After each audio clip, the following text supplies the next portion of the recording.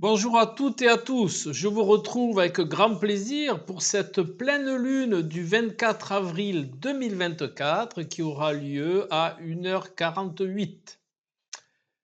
Tout d'abord, je voulais vous partager un petit peu de numérologie symbolique. Cette pleine lune aura lieu le 24/4 2024. Donc c'est une date qui est faite de 2 et 2, de 2 et de 4. De plus, si on multiplie 2 par 2, ça fait 4. Jusque-là, il n'y a rien de mirobolant. Mais essayons de le voir symboliquement. Le 2, c'est la dualité. Ça peut être aussi la création à partir du 2. Le 4, c'est la stabilité, c'est la structure, c'est la limite, c'est le périmètre qui définit un espace intérieur. Ah, un espace intérieur, cela peut être bien en rapport avec la Lune, qui, elle, symbolise une forme d'intériorité, hein, qui symbolise l'émotionnel, qui symbolise la perception inconsciente, inconsciente personnelle, puisque l'inconscient collectif est d'origine neptunienne. Donc, vous voyez un petit peu, déjà là, ça prend forme. Mais auparavant, et comme d'habitude, si vous désirez suivre une initiation à l'astrologie, au symbolisme dans son sens le plus large, c'est-à-dire le tarot de Marseille, les oracles, les contes et les mythes, le Kybalion, et si vous désirez suivre une voie initiatique, eh bien vous avez mon adresse mail dans le descriptif de la vidéo. Sinon, n'oubliez pas le petit pouce en l'air, les commentaires, et puis de me partager vos ressentis. Voilà, allez, revenons à notre pleine lune et à sa date. Donc, il peut y avoir là, à partir de deux facteurs, le désir de rentrer dans une nouvelle perception structurelle. Cela peut être aussi, en sens contraire, la le désir d'une nouvelle structure en partant de deux principes qui n'étaient pas présents jusque-là. Revenons à la pleine lune. C'est une pleine lune qui est vraiment très intéressante parce qu'elle a Pluton comme apex. Alors, comme apex, Pluton, il est là, c'est-à-dire c'est le sommet du triangle, aussi appelé carré en T. Cette pleine lune, elle peut être un petit peu compliquée si on n'a pas la maturité suffisante pour gérer l'énergie plutonienne. De plus, elle se situe dans l'axe taureau-scorpion, hein. Regardez là, scorpion ici, taureau ici, la lune dans le scorpion et le soleil dans le signe du taureau.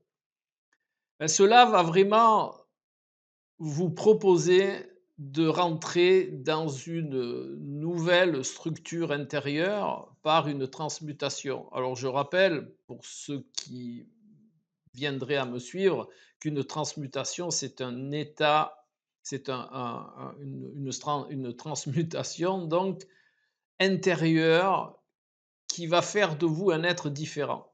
C'est pas comme la transformation qui s'adresse à la forme, transformation.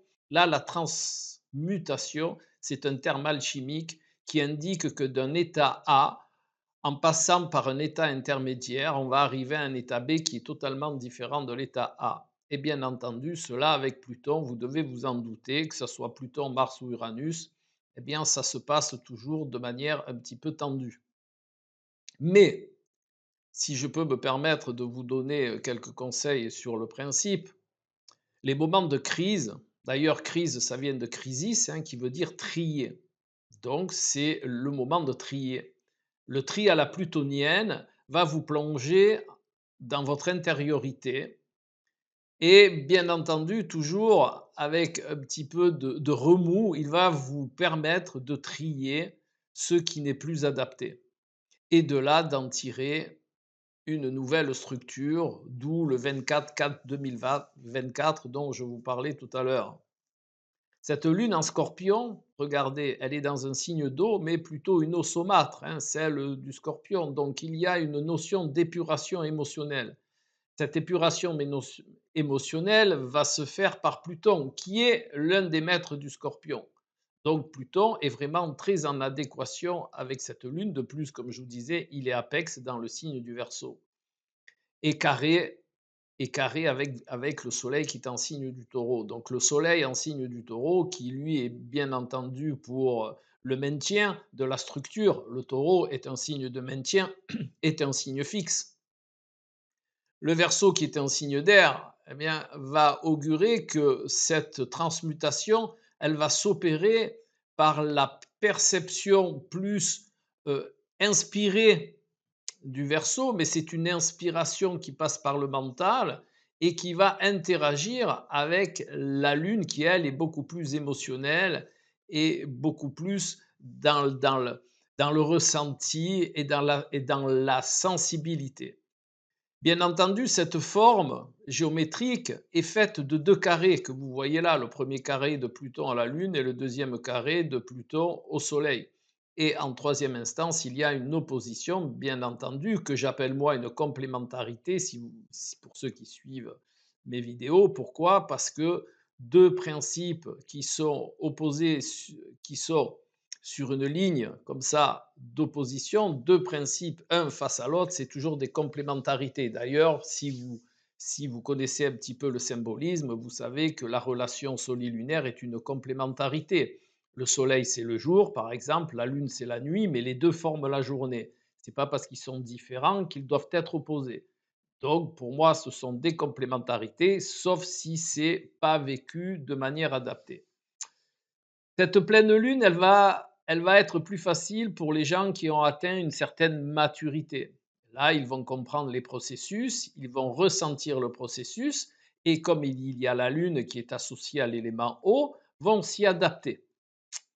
L'adaptabilité est le principe qui va engendrer toujours un renouveau. Imaginez-vous, par exemple, si on se fie à l'élément qui est associé à la Lune, hein, qui est l'eau, ben, l'eau, quand vous la changez de récipient, elle prend une nouvelle forme. Eh bien, cette eau lunaire, qui est dans une eau un petit peu saumâtre, celle du scorpion, va proposer justement d'épurer cette eau. Et on va l'épurer par l'énergie plutonienne, qui est une énergie de tri dans ce cas-là.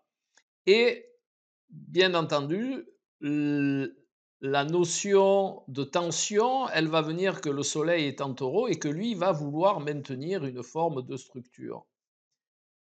De ce fait, maintenant que vous le savez, eh bien, vous pourrez mieux vous y préparer.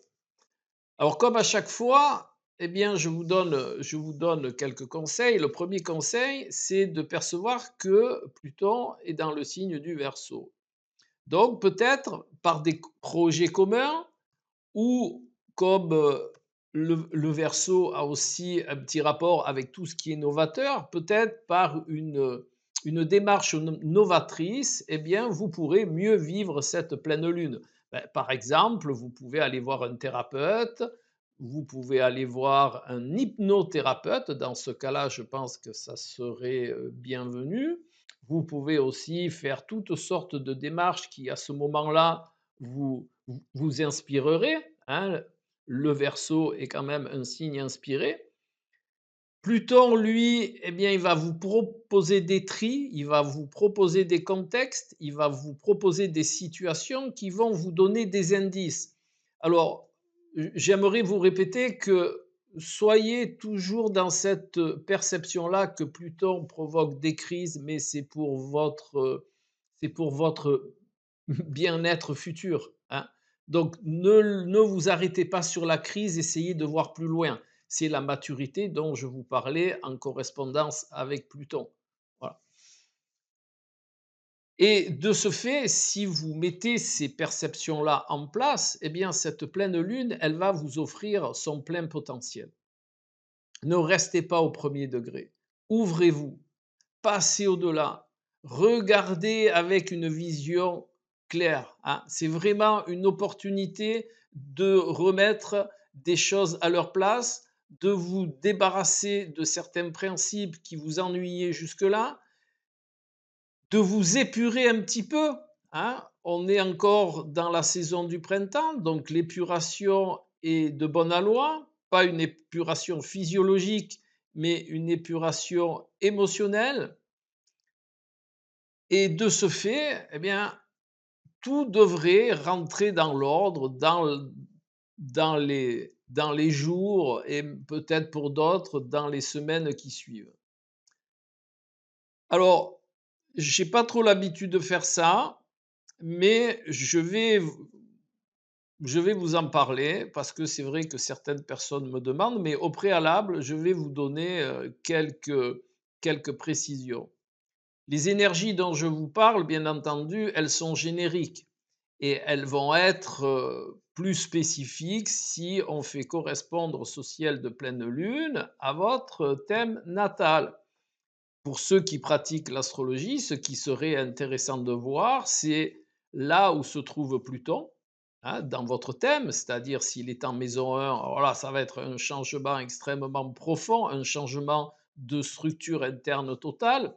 Si Pluton se trouve en maison 2, eh bien là, on va plus avoir affaire à une perception, plus avoir affaire à une perception d'acquisition, c'est-à-dire comment je vais acquérir cette énergie plutonienne. Si Pluton se trouve en 3, eh bien, ça sera plus orienté vers une orientation mentale, de compréhension mentale. Si Pluton est en 4, eh bien, ça sera plus une orientation de communauté, peut-être même des interactions dans la famille, ou peut-être même un petit conflit, pas vraiment un conflit, mais une tension dans la famille. En 5, eh bien, ça sera plutôt dans la création, c'est-à-dire des perspectives de création qui vont vous ouvrir, eh bien, sur une perspective nouvelle. En 6, eh bien, ça va être le quotidien qui risque d'être un petit peu difficile, le monde du travail ou peut-être même le monde de la santé. En 7, ça sera la relation à l'autre. En 8, par contre, là, ça risque d'être intéressant parce que initiatique. C'est peut-être votre perception de la mort, votre perception de tout ce qui est un petit peu des énergies cachées ou des énergies occultes qui va pouvoir rentrer en ligne de compte. En maison 9, eh bien, ces tensions, elles risquent de venir au niveau des idéaux. En maison 10, eh bien, par rapport à votre perception de votre position sociale ou de votre ambition professionnelle. En 11, eh bien, dans les projets communs, dans vos relations amicales, qui va engendrer justement ce moment de tension qui va vous amener à remettre en jeu votre structure.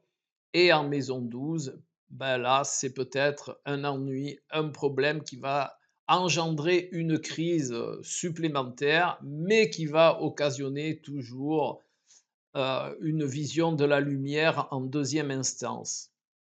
Voilà. Donc, je voulais vous faire un petit peu cette perception des diverses maisons là où peut se trouver Pluton dans votre thème, pour que vous ayez une idée plus précise, bien entendu, de ce qui vous sera présenté et de la manière dont vous pourrez l'aborder avec ce que je vous ai partagé juste avant.